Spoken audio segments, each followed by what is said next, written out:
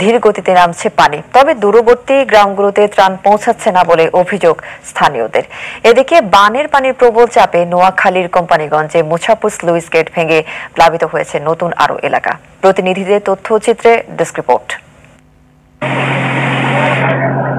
ফেনীর বিভিন্ন এলাকা থেকে নামছে বন্যার পানি, তবে তা খুব ধীরে। এখনো শহরের প্রধান প্রধান সড়ক ডুবে আছে কোমর কিংবা হাঁটু পানিতে। ফুলগাজী, পরশুরাম ও ছাগলনাইয়ার উঁচু এলাকা থেকে পানি অনেকটাই নেমে গেছে। তবে ডুবে থাকা দুর্গম গ্রামগুলোতে খাদ্য সহায়তা পৌঁছাচ্ছে না বলে দাবি স্থানীয়দের। রিকোয়েস্ট করছি অন্তত সোনাগাজী দিকে দলিয়া এবং কি নবাবপুর এসব অঞ্চলে যাওয়ার জন্য। তারা বলতেছে যে ছিল না, বড় বড় বিল্ডিং যেগুলো আছে ওগুলোতে তারা অবস্থান নিছে। এখন এইমাত্র তাদের শুধু ত্রাণের দরকার। বিভিন্ন জায়গায় আপনার এগুলোতে খুব বেশি ত্রাণ আপনার এখন পর্যন্ত পৌঁছাইতে পারে না। ওখানে অনেক জায়গায় ছিল, স্রোত ছিল পানির অনেক বেশি। এদিকে সকালে বন্যা পরিস্থিতি